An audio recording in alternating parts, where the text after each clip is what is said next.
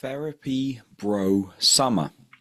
I wanted to talk about this today in regards to men's mental health and some ways I found being vulnerable, doing emotional work, and working on my mental health has really helped me in my life in today's episode. Welcome back to the Men's Mental Health and Growth podcast. So, it's actually Mental Health Day today, so it's really, really important to well, I always feel like any day of the year is important to talk about mental health and these kind of things, and I think we can all have different views on it.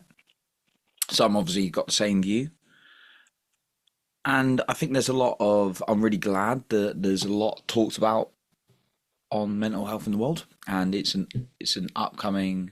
Over the years, it's been upcoming and people have been talking about it as opposed to when it didn't happen, right? And in particular, this podcast is about men's mental health. As a man, I just want to share my journey and want to share my story with other guys and really give you some guidance to work through as well. And yeah, over the last few years even, I've been through some dark spells. But right now I'm in a really good place.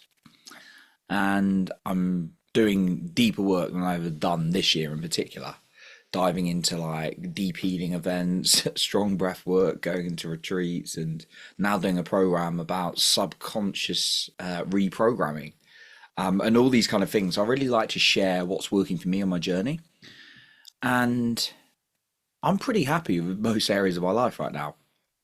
Financially, would I like to be in a better position? Absolutely. That's probably the one I'm focusing on right now after lots of investments and what I've done, right? But I'm certainly not going to be on the streets or certainly not broke, but I'd like a bit more freedom and choice with that. That's the only area I'm working on. But for me, a lot of the work I've done has really got me in the position I am. Even earlier this year, I was in a not good place, pretty dark place, and I had to really sit with it and do a lot of work on it.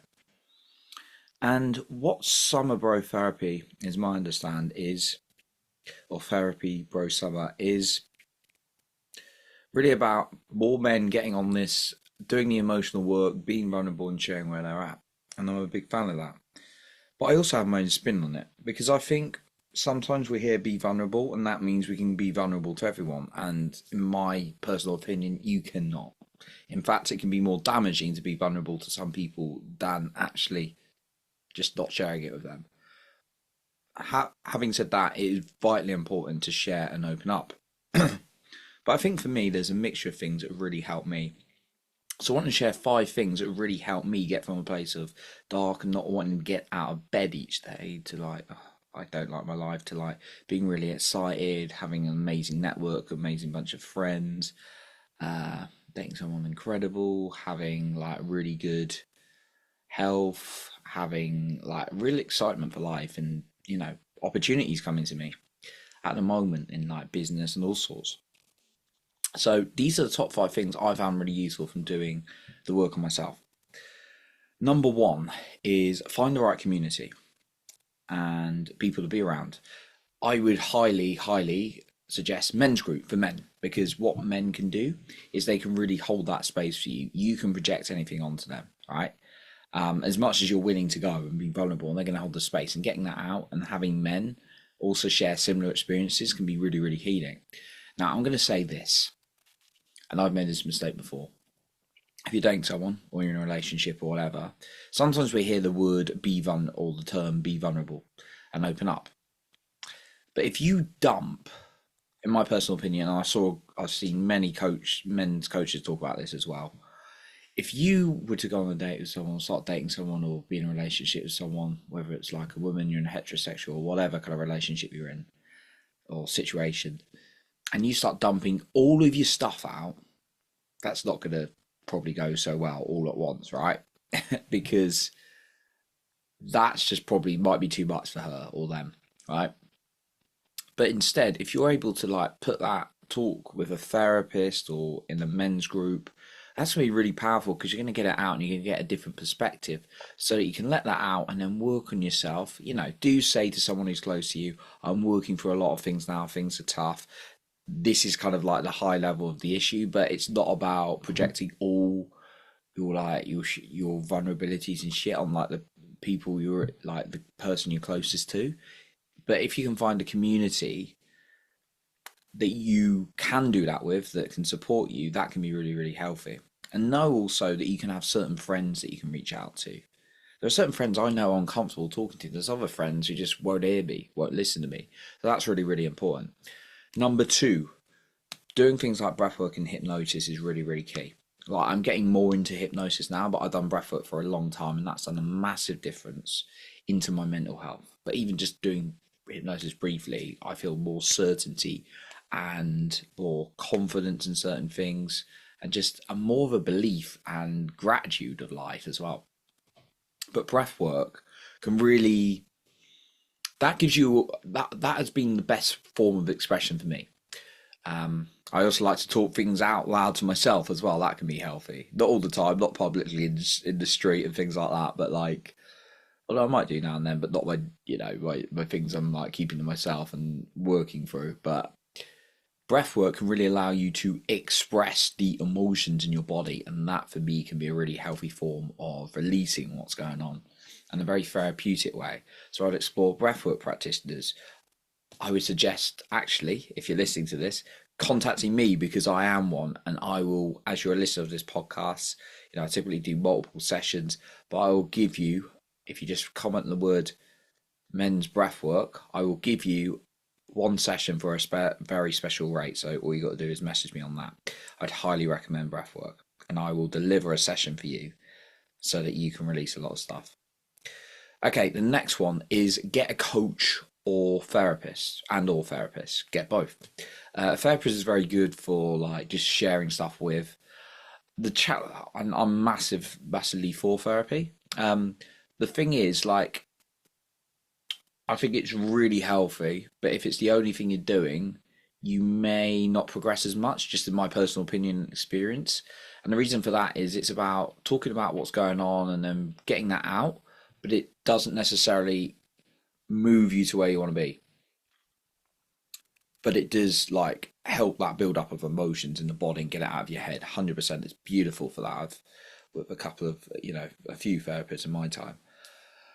But yeah, a coach can really guide you to your goals. So getting both of them can be really, really helpful, I personally found.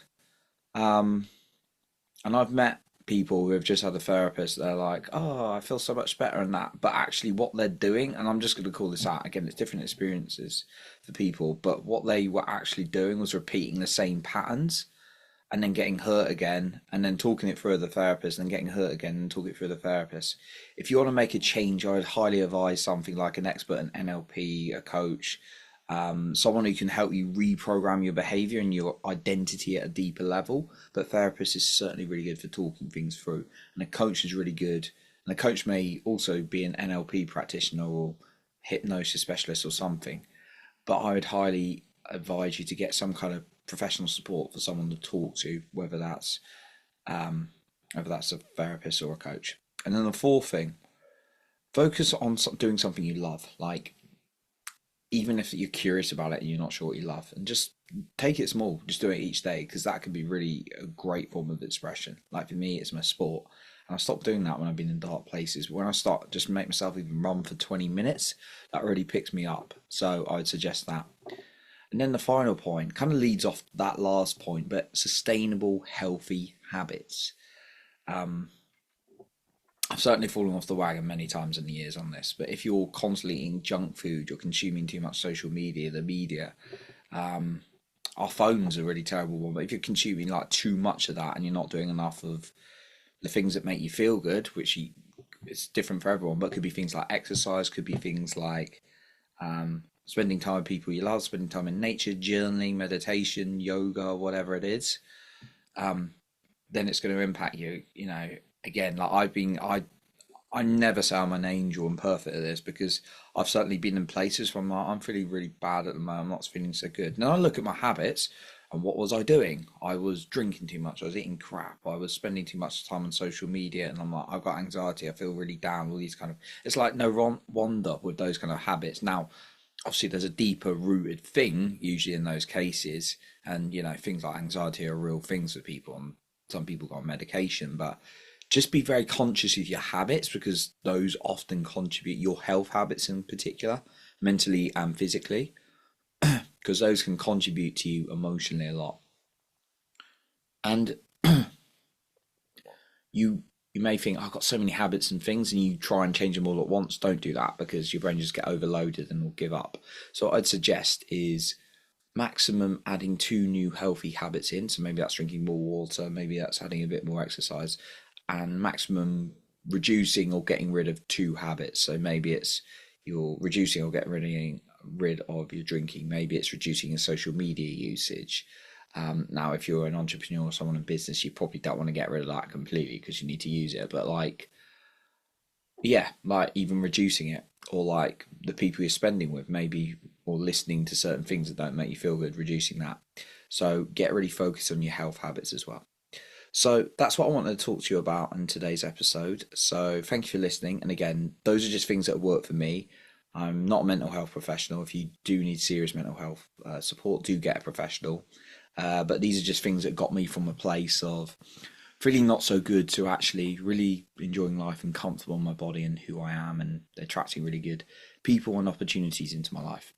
So you can even go back earlier this year and look at some of my videos then, when I was in a darker place, because I knew I'd get out of it, but I needed to record it.